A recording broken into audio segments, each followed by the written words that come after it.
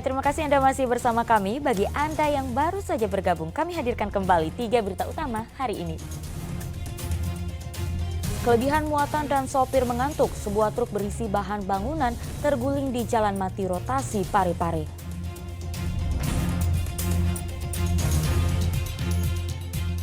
Bawa softgun dan senjata tajam, 5 orang pria ditangkap polisi saat sedang mencuri sebuah mall lencor di Kota Makassar. Jelang pemilu 2024, KPU Sinjai gelar sosialisasi tahapan pemilu hingga ke pasar-pasar.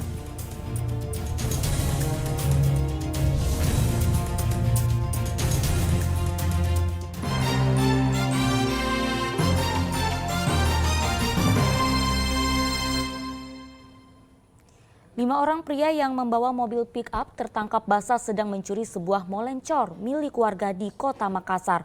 Para pelaku ditangkap dalam kondisi tengah membawa senjata softgun dan sejumlah senjata tajam berupa busur panah serta badik.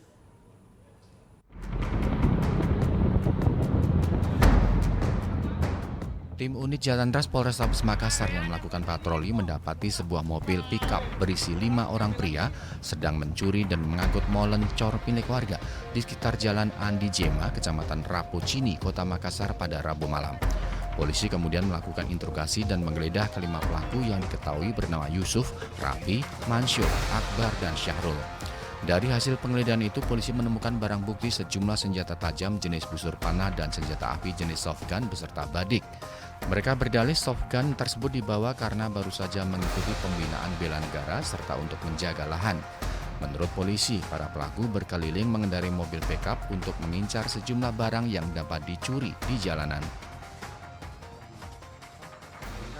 Ada mobil pickup dan 5 orang yang sedang mengangkut mall lencor menaikkan ke atas mobil. Kemudian anggota merasa curiga, kemudian menggeledah. Ternyata mereka akan membawa pergi atau mencuri mall tersebut. Setelah dilakukan penggeledahan, maka didapati pada salah satu pelaku ini memiliki di dalam tasnya terdapat anak busur, kemudian didapati juga senjata tajam jenis badik dan softgun. Ini rencananya mereka mau melakukan aksi pencurian itu? Ya, memang rencananya akan melakukan pencurian. Berarti memang sengaja untuk berpatroli dengan menggunakan mobil ini? Dengan menggunakan mobil menelusuri jalan, kemudian mencari benda-benda yang bisa dicuri. Kelima pelaku beserta barang bukti softgun dan senjata tajam dibawa ke Polrestabes Makassar untuk pemeriksaan lebih lanjut.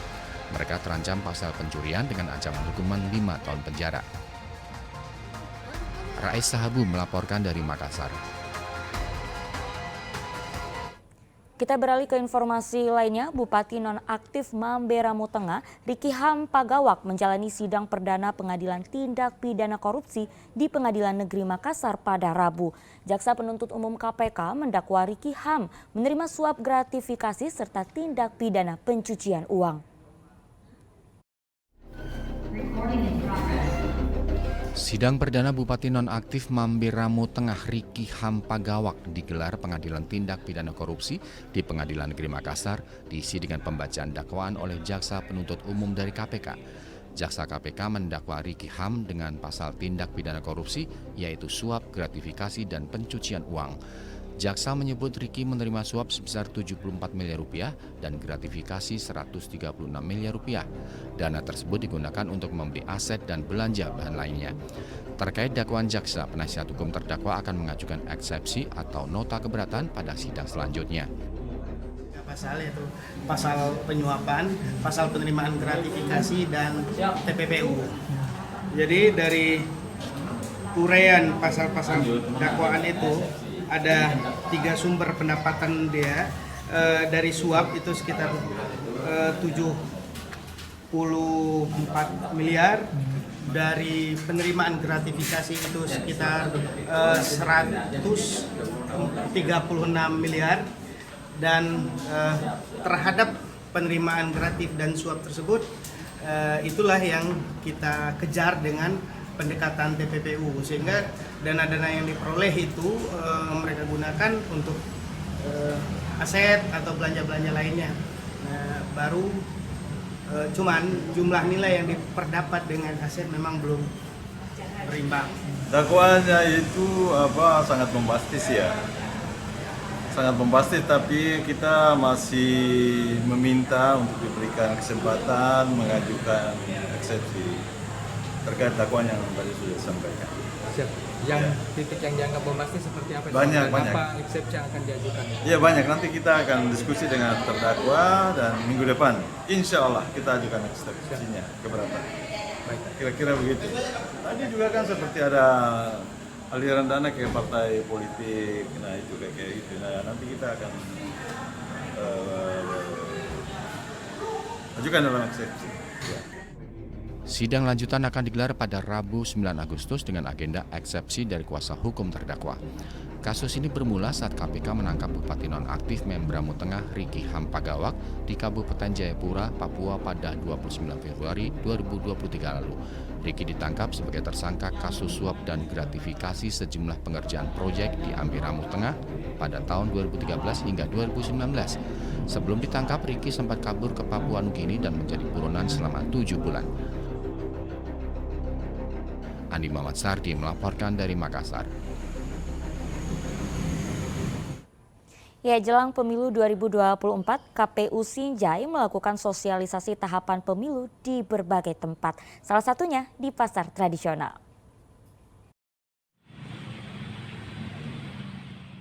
Komisi Pemilihan Umum KPU Sinjai melakukan sosialisasi tahapan pemilu di berbagai tempat.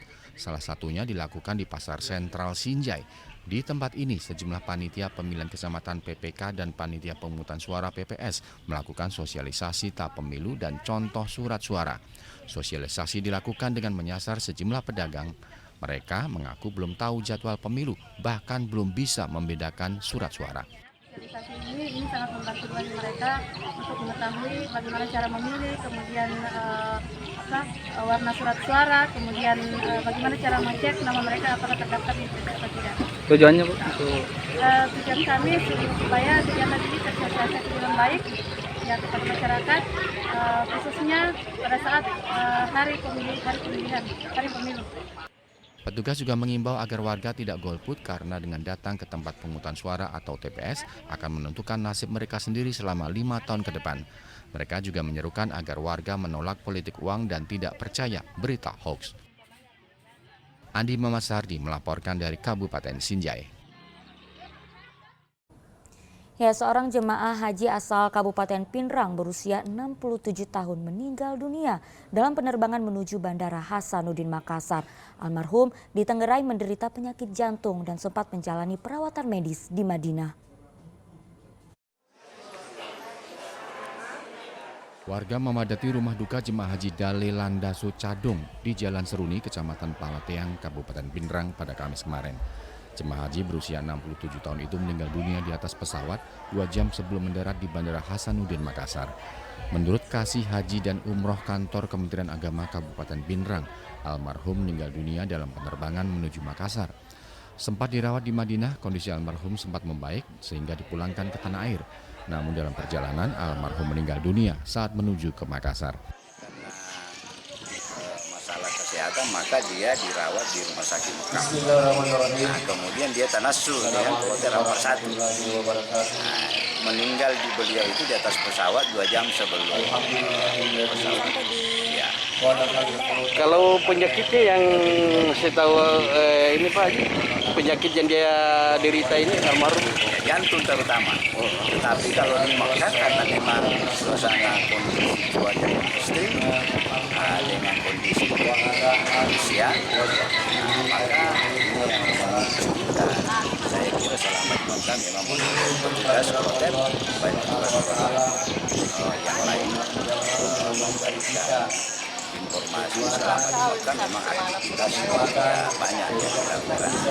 Tapi kalau Almarhum berangkat ke Tanah Suci bersama kelompok terbang Kloter 38 Embarkasi Makassar. Namun karena sakit, jemaah haji ini kemudian dirawat di Madinah. Setelah kondisinya membaik dan diizinkan kembali ke tanah air, almarhum bergabung dengan Kloter 41. Suwardi Gatang melaporkan dari Pindrang. Informasi tadi mengakhiri jumpa kita. Atas nama rekan yang bertugas, saya Auriga Agustina mengucapkan terima kasih atas kebersamaan Anda. Selamat beraktivitas dan sampai jumpa.